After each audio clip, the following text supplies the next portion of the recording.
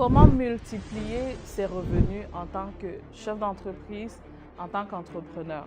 Lorsqu'on se lance en affaires, c'est vraiment un plan dont on doit penser d'avance dans sa prévision financière.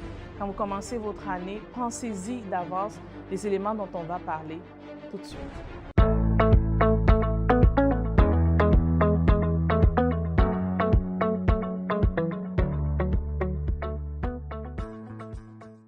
Alors, comment multiplier ses finances? La première chose qu'il faut faire, c'est qu'il faut d'abord, avant de parler de la dimension des finances, au niveau pratico-pratique, il faut aller clarifier qu'est-ce que l'entreprise veut bâtir. Et on parle de l'entreprise ici, c'est important que lorsqu'on parle de finances, ce n'est pas seulement l'entreprise qu'on regarde, mais aussi l'entrepreneur et par conséquent le visionnaire qui a parti ce projet. Qu'est-ce que vous voulez bâtir à long terme? Qu'est-ce que vous bâtissez dans 30 ans, qu'est-ce que vous voulez léguer, qu'est-ce que vous voulez, comment vous voyez votre vie, comment vous voyez le patrimoine que vous aurez construit. Donc, c'est vraiment important de pouvoir prendre un temps pour clarifier ces paramètres-là. Il y a de cela quelques mois, il y a 2 entrepreneurs qui sont venus me voir, qui m'ont dit « Ah, j'ai généré suffisamment, j'ai des millions, j'ai des centaines de dollars, qu'est-ce que je fais de ça? J'ai envie d'investir, j'ai envie de multiplier ces sources de revenus. » Alors aujourd'hui, je vous partage quelques éléments que vous devez tenir compte en fait pour pouvoir justement augmenter vos sources de revenus ou multiplier les sources de revenus de votre entreprise. Après avoir clarifié la vision, le deuxième paramètre qui est important, c'est que vous devez mettre un plan financier. Un plan financier ou plutôt un plan d'investissement dans votre compagnie. N'attendez pas de générer des millions ou des centaines de milliers de dollars. Quand vous faites vos prévisions financières en début d'année, dès le début d'année, commencez déjà à mettre des prévisions là-dessus. Si je génère, même si je génère 10 000 dollars seulement, qu'est-ce que je ferai de ces 10 000 dollars? Si je génère 100 000, 20 000, qu'est-ce que je ferai de ces 100 000-là? Donc, c'est important d'être prévisionnel, d'avoir déjà un plan parce que comme en finance, on dit si l'argent reste comme ça, on dirait qu'il s'évapore. Il y a des besoins qui viennent l'utiliser. Je ne sais pas comment ça s'explique. Donc, il faut pouvoir déjà anticiper dans vos profits de ce que vous allez en faire. L'autre paramètre qui est important, c'est que vous avez plusieurs moyens de diversifier vos sources de revenus. Le premier, ça peut être un rachat d'entreprise. Donc, vous pouvez racheter d'autres entreprises si vous vous estimez dans votre vision plus haut, qu'on a dit plus haut, si vous estimez comme un serial entrepreneur, un entrepreneur qui a plusieurs compagnies, vous pouvez investir dans d'autres compagnies.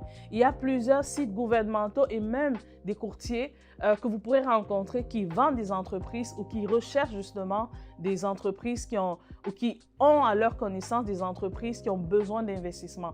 Donc, allez-y vers ces personnes-là, explorez ce terrain-là pour voir en fait quelles sont les entreprises qui existent à ce moment-là. Donc, ça, c'est un bon levier pour pouvoir multiplier vos revenus et donc votre patrimoine. Deuxième chose dans laquelle vous pouvez investir, c'est vraiment l'immobilier. On ne le dira jamais assez, ça ne ment pas. Présentement au Québec, au Canada, il y a une pénurie de logements. Donc ça, c'est vraiment un bon secteur pour pouvoir investir. Et pensez-y un peu plus loin parce que j'ai rencontré des entrepreneurs dernièrement qui me disaient il n'y a plus beaucoup de bâtiments, il y a une grosse concurrence et autres, mais il y a aussi du développement immobilier. Vous pouvez acheter, construire. Il y a des possibilités immenses. Ça veut dire que s'il y a pénurie, il y a une opportunité. Pénurie, opportunité. Donc, c'est à vous de saisir ces opportunités-là. Donc, c'est très important de comprendre que l'immobilier, comme nos parents nous ont appris, la terre ne ment pas. Donc, c'est très important de pouvoir réfléchir comment vous pouvez investir sur les terres. Même au Canada, vous pouvez acheter des terres ou acheter des immeubles ou acheter... il y a vraiment énormément de possibilités où le commercial, c'est en ne plus finir. Donc, allez-y à ce moment-là, diversifiez vos sources de revenus à ce niveau-là. Troisième point, là, vous pouvez justement aussi multiplier vos sources de revenus. C'est vraiment tout ce qui est bourse, en fait. Donc, ça, c'est tout un autre secteur que vous pourrez explorer pour pouvoir investir. Vous avez aussi des courtiers en bourse, vous avez des placements, il y a énormément, c'est tout un autre secteur, mais qui vous garantit aussi ou qui vous donne plus de possibilités pour pouvoir multiplier vos sources de revenus. En plus des éléments qui ont été cités, il y a un élément aussi que vous pouvez vraiment aussi tenir compte, c'est de votre entreprise vous-même. Vous pouvez développer votre entreprise à un autre niveau. Un entrepreneur m'appelait dernièrement, cette semaine.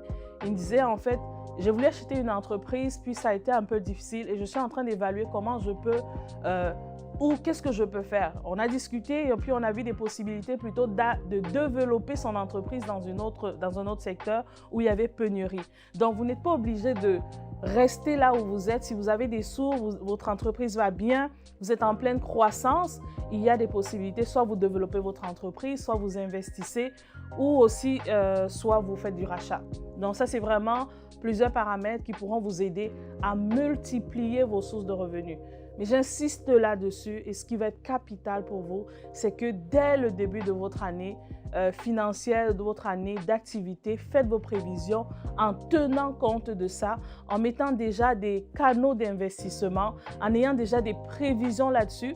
Et ça va vous permettre, en fait, lorsque vous allez pouvoir bâtir votre entreprise, vous pourrez même sortir un compte d'épargne d'investissement que vous allez mettre à côté pour ne pas le dépenser. Donc, pensez-y à long terme. Rappelez-vous aussi que vous n'êtes pas là simplement pour bâtir une entreprise, vous êtes là aussi pour laisser un héritage, pour laisser aussi un héritage qui va se multiplier de génération en génération. Donc, c'était Bernadette Tan, stratège d'affaires. Merci.